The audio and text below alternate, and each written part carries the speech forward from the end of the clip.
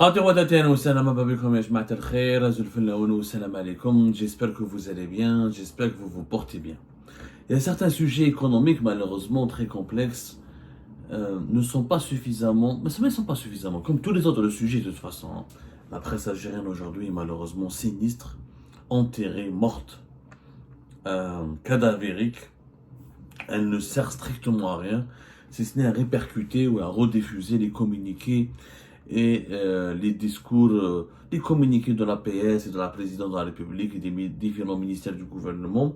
Elle ne sert qu'à rediffuser ou à repartager les informations officielles données par l'APS et les autres organes médiatiques reliés à l'État algérien. Plus aucune indépendance, ce qui fait que dans certains sujets extrêmement complexes, il n'y a aucun travail d'éclairage, il n'y a aucun travail d'investigation, et on se contente juste de répéter ce que les dirigeants algériens disent. Malheureusement, le mensonge et l'hypocrisie sont les mots d'ordre de ces dirigeants qui ne veulent pas reconnaître leurs erreurs et leurs bêtises pour ne pas assumer de l'incompétence et de l'incapacité à détenir les postes de responsabilité pour lesquels ils sont richement rémunérés. C'est le cas malheureusement de cet incident qui a ravagé des installations extrêmement importantes au niveau du 3e gisement de gaz naturel en Algérie, je parle du complexe gazier d'Al-Rar, dont nous sommes pratiquement le seul média à en parler. Depuis le 27 novembre dernier, l'incident il a eu lieu dans la nuit du 26 au 27 novembre dernier. Il a ravagé donc le complexe gazier d'Al-Rar dont nous avons parlé. Les dégâts sont extrêmement graves et les pertes financières sont conséquentes.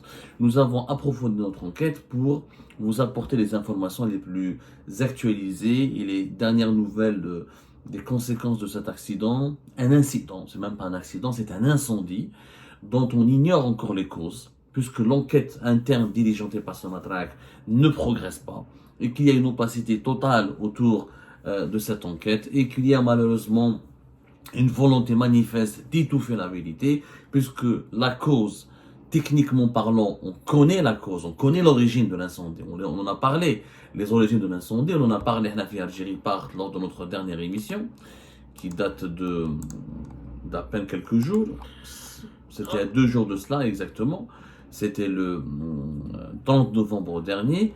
La véritable cause et raison de cet incendie qui a ravagé une partie importante de ce complexe gazier stratégique, situé à moins de 200 km de la frontière libyenne, dans le gisement d'Al-Rar, dans la wilaya de Tbilissi, c'est les manquements graves au protocole de prévention qui régissent la gestion ou la protection des puits et des gisements de gaz dans notre pays et dans l'industrie des hydrocarbures en général.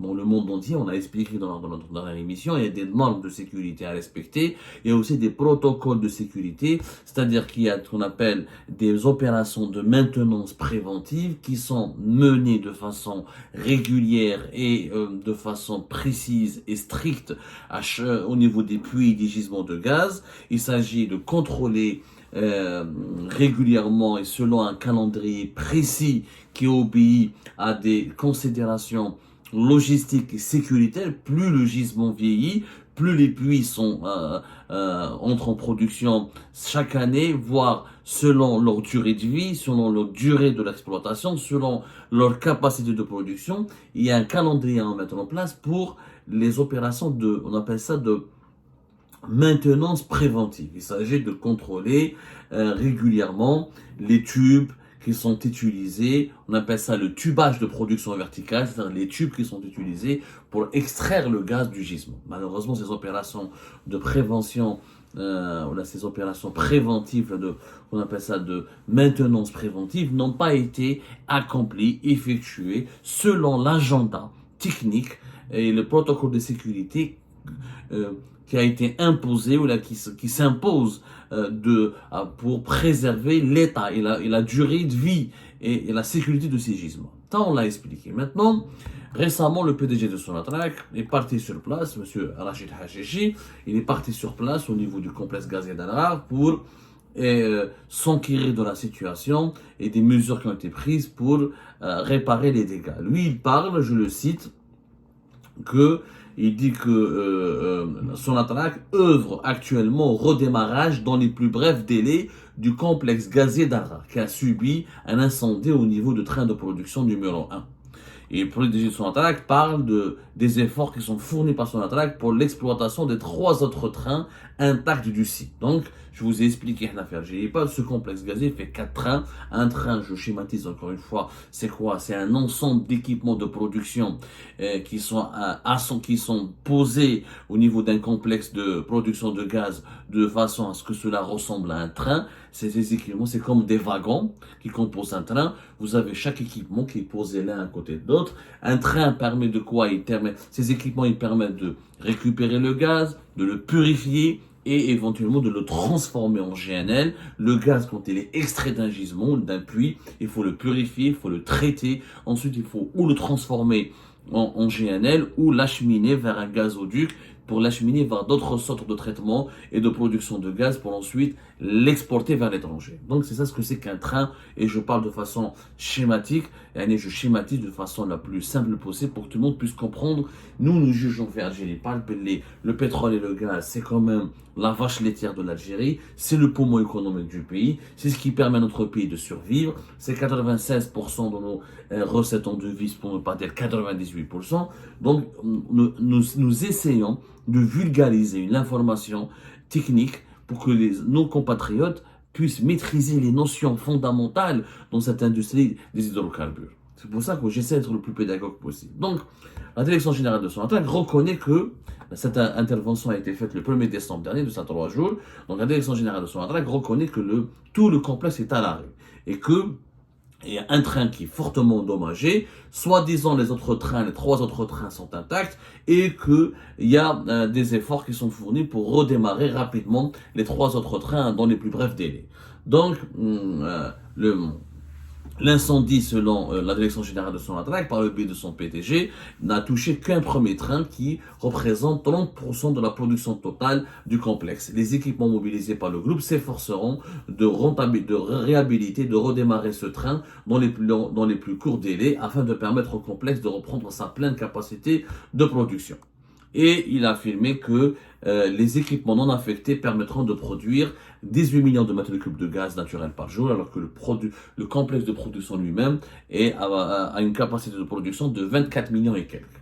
Donc le PDG de la Direction générale de Sonatrach essaie d'être rassurant et essaie de nous faire croire que les dégâts ne sont pas importants et que tout se passe bien et que tout se passe de façon... il n'y a pas de panique à bord, ne vous inquiétez pas, les dégâts sont mineurs. Malheureusement, ce n'est pas du tout la vérité à laquelle nous avons accédé. Sur le terrain, nos sources, les investigations qui ont été menées par nos soins, affirment l'exact contraire. D'abord, effectivement, il y a 4 trains qui composent le complexe de production d'Al-Rar, dont nous avons déjà parlé à maintes reprises. Les investigations d'Algérie partent.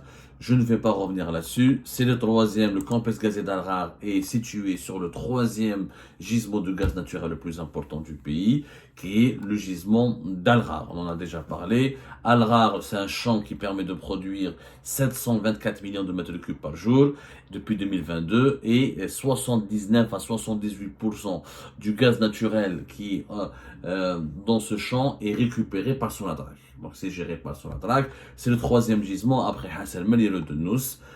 Ça c'est important à savoir. Le 4e c'est le gisement de Tinhert, toujours situé pas loin dans la wilaya de Lizé, mais du côté de Ain Amenas. Alors le gisement d'Al-Rar, il est situé de l'autre côté, très proche de la frontière libyenne, à 170 km, entre 200 et 170 km de la frontière libyenne. Donc on en a déjà parlé de ce gisement, de sa capacité qui date des années 80, etc.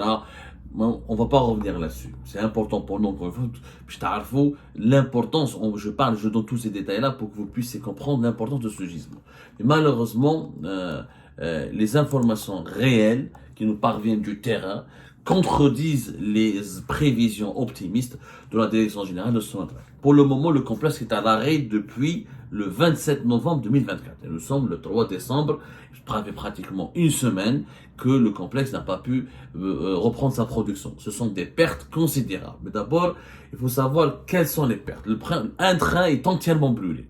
Sur les 4 trains de production de gaz, un train est entièrement brûlé avec des dégâts majeurs. Donc il faudra le remplacer, pas le rénover, il faudra reconstruire et se doter d'un autre train. Les 3 autres trains ne sont pas intactes.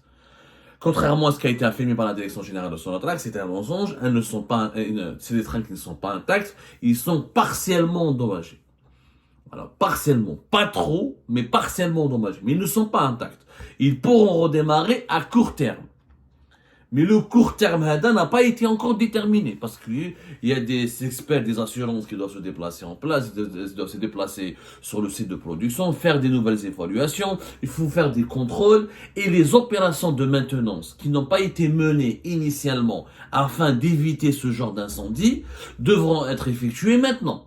Parce que donc le complexe d'Al-Rar ne peut pas redémarrer, lequel les opérations de maintenance qui n'ont pas été faites, elles doivent être faites. Si elles ne sont pas effectuées, si elles ne sont pas accomplies. Sinon, on risque un autre incendie qui pourrait ravager les 3 autres trains. Donc, à court terme, ça peut être 2, 3, ça peut même jusqu'à 2 mois.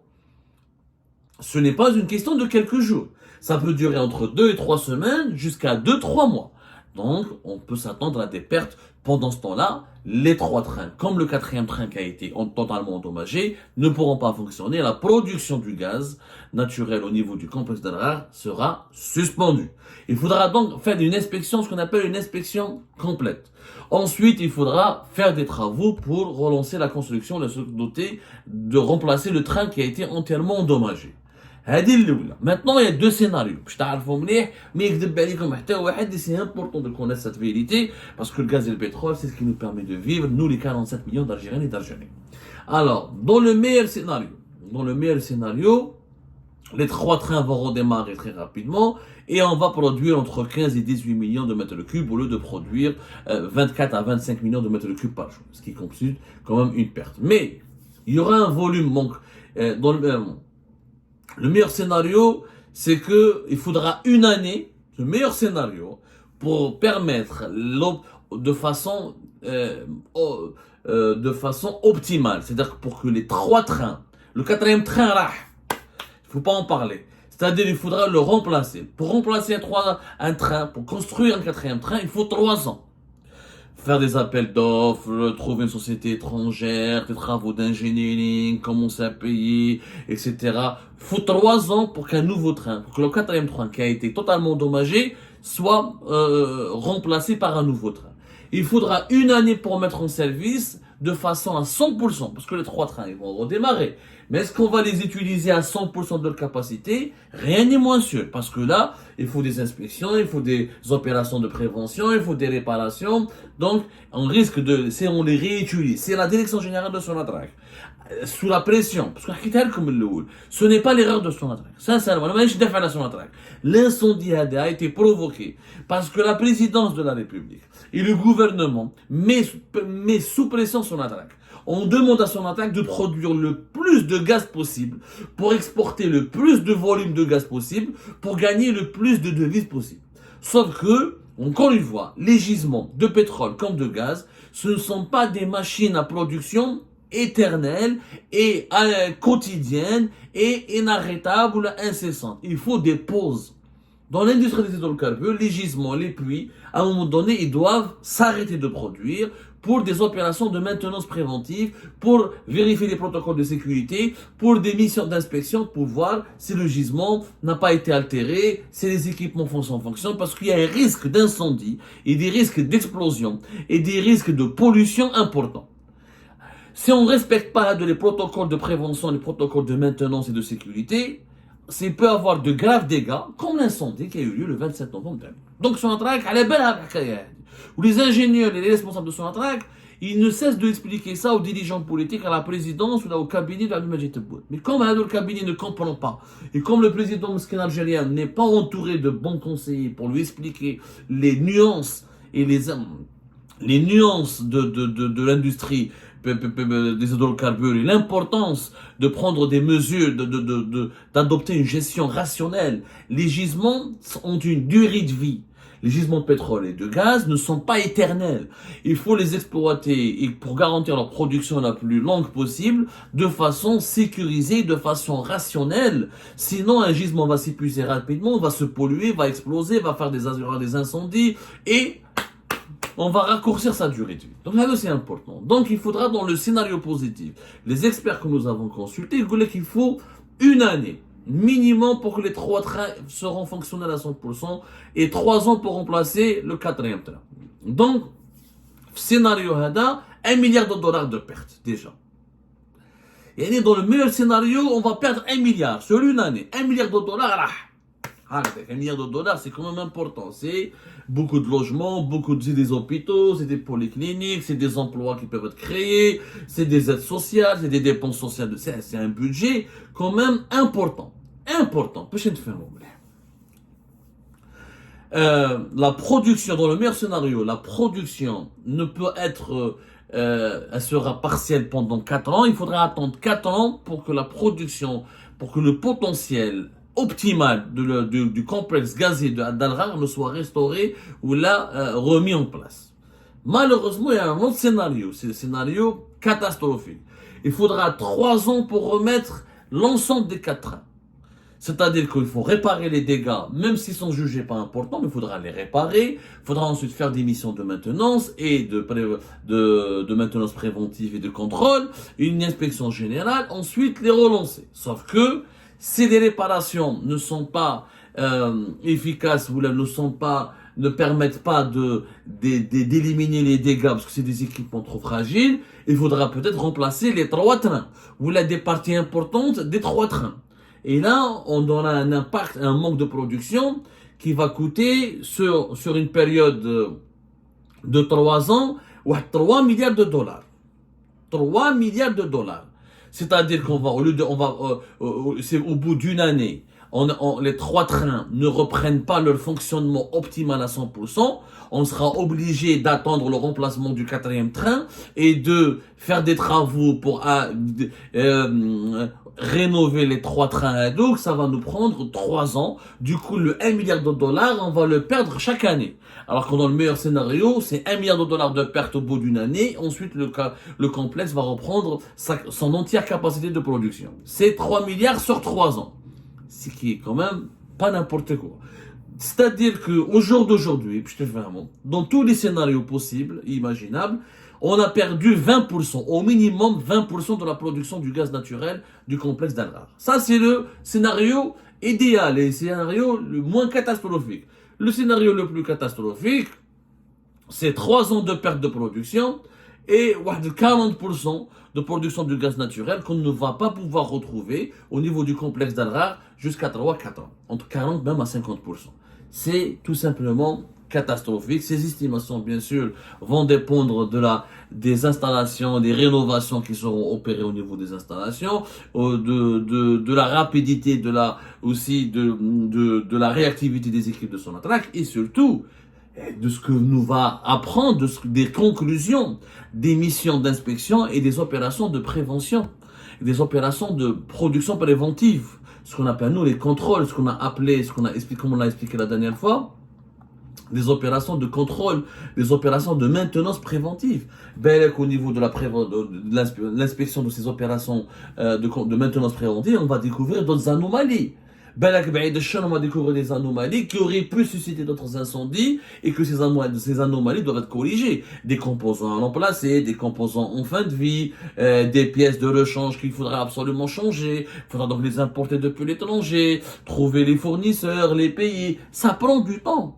C'est pour ça que nous disons, depuis 2021, arrêtez de jouer avec l'avenir de nos gisements. Arrêtez de jouer avec la sécurité de nos gisements. C'est une richesse, le gaz et le pétrole, c'est une richesse nationale. Et c'est la propriété du peuple. Et c'est la vie et la survie du peuple de l'Algérie. Il faudra gérer ces gisements de façon rationnelle. On ne peut pas continuer à produire massivement du gaz naturel en Algérie. C'est pas possible. La chute de production, elle est inévitable. Parce que le gaz, c'est pas une énergie renouvelable. On peut produire beaucoup en une année, ensuite saccager nos gisements et ne plus avoir suffisamment de gaz à produire dans les 2-3 années à venir. Le scénario, la sagesse devrait nous inciter à se contenter d'une certaine production plus basse, plus diminuée, moins importante que celle des années à venir, mais de prolonger la vie de nos gisements. C'est-à-dire la sagesse. Maintenant, vous allez me dire, on va avoir un manque d'argent. On gagnera de moins en moins d'argent avec le pétrole et le gaz dans les années à venir. Jusqu'à 2030, on ne pourra plus exporter de pétrole et à partir de 2030, on aura à peine du gaz on aura à peine du gaz pour nos besoins nationaux. 60% du gaz qui est produit en Algérie est consommé localement. 50%, plus de 50% du pétrole qui est produit en Algérie est consommé localement. Et d'ici 2030, on sera à 100% du pétrole qui sera produit localement, sera consommé localement, et voire 80% à 90% du gaz naturel produit localement sera consommé localement. Donc, c'est inévitable. Sauf si on se lance dans le gaz de schiste, où là on découvre de nouvelles réserves de gaz naturel, et ça il faut des investissements énormes, il faut des dizaines et des dizaines de milliards de dollars pour lancer la production du gaz de schiste, et où là pour exploiter d'autres réserves de gaz conventionnels dans des zones géographiques que nous n'avons pas encore explorées, et ça pour rentabiliser ces investissements, il faut des années, ou au moins une décennie. Donc, pour un pays de 50 millions d'habitants, bientôt qui fera 50 millions d'habitants dans 2-3 ans, le pétrole et le gaz ne suffiront pas. Ça ne sert à rien d'accélérer l'exploitation et la production massive de nos gisements et sans respecter les protocoles de sécurité, les normes de prévention et de maintenance. Ça va aboutir à des incendies, à des explosions, comme c'est le cas depuis 2022-2023, et ça va nous coûter extrêmement cher en termes de pertes financières, en termes de sabotage de l'outil de production et en termes de nos capacités d'exportation, et ça va limiter la durée de vie de nos gisements. C'est une erreur. Il faut diversifier notre économie et maintenant. Quitte à s'endetter, quitte à traiter avec des investisseurs étrangers. Mais je produis, j'exploite la moindre goutte de pétrole et la moindre goutte de gaz, ce n'est plus possible. On est en train de mettre en danger nos gisements, les richesses de notre sous-sol.